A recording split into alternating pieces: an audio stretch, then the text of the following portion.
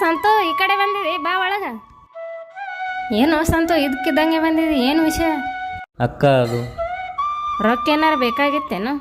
ನಿನಗೆ ಹೆಂಗೆ ಗೊತ್ತೈತಕ್ಕ? ನಾನು ನಿಮ್ಮ ಅಕ್ಕ ಇದ್ದೀನೋ, ಅಷ್ಟು ಅರ್ಥ ಮಾಡ್ಕೊಳಕ್ಕಾಗಲ್ಲ ನನಗೆ.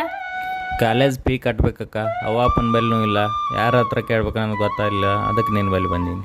ನನಗೆ ಅರ್ಥ ಆಗ್ತದೆ, ನಿಮ್ಮ ಮಾಮನ ಪಗಾರ ನಮ್ಮಿಬ್ಬರಿಗೆ ಸಾಲಲಾಗ್ಯದ. ಈ ತಿಂಗಳಂತರೂ ಅಡ್ಜಸ್ಟ್ ಮಾಡೋಕ್ಕಾಗಲ್ಲ. ಸಂತು ಯಾವ ಬಂದ?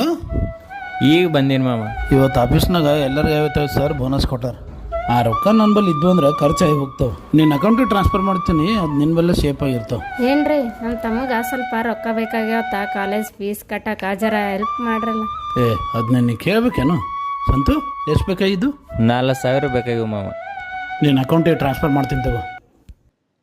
ಥ್ಯಾಂಕ್ಸ್ ಮಾಮ, ಥ್ಯಾಂಕ್ಸ್ ಅಕ್ಕ. ಅಲ್ರಿ, ಬೋನಸ್ ಮೊನ್ನೆನೇ ಕೊಟ್ಟಿದ್ರಲ್ಲ, ಮತ್ತೆ ಈಗದ್ರ ಬೋನಸ್? ಕಾಲೇಜ್ ಫೀ ಕಟ್ಬೇಕಕ್ಕ, ಅವ್ವ ಅಪ್ಪನ ಬಲ್ಲಿನೂ ಇಲ್ಲ, ಯಾರ ಹತ್ರ ಕೇಳ್ಬೇಕು ನನಗೆ ಗೊತ್ತಾಗಿಲ್ಲ, ಅದಕ್ಕೆ ನಿನ್ನ ಬಲ್ಲಿ ಬಂದೀನಿ. ಹಲೋಮ್ಮ, ಮೊನ್ನೆ ಒಂದು ಸ್ವಲ್ಪ ರೊಕ್ಕ ಕೊಟ್ಟಿದ್ದಲ್ಲ ಮಾಮ ನೀನು, ಈಗ ಅದ್ರನ್ನ ಒಂದು 50,000 ರೂಪಾಯಿ ಬೇಕಾಯಮ್ಮ. ಹಾಂ ಹಾಂ ಹಾಂ ಹಾಂ ಹಾಂ ಥ್ಯಾಂಕ್ಸ್ ಮ್ಯಾಮ್.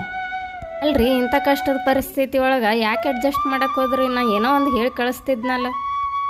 ಅಕ್ಕ ಮಮ್ಮ ಅದಾರ ಅಂತೇಳಿ ಅಷ್ಟು ಧೈರ್ಯದಿಂದ ಬಂದ ನಾವು. ಆ ಧೈರ್ಯ ಕಳ್ಕೊಬಾರ್ದಲ್ಲ. ಏನು ಮನೆ ಹಳೆಯಾಗಿ ನಾನೇ ಹೆಲ್ಪ್ ಮಾಡಲಿಲ್ಲ ಅಂದ್ರೆ ಮತ್ತೆ ಯಾರು ಮಾಡ್ತಾರೆ ಇನ್ನು?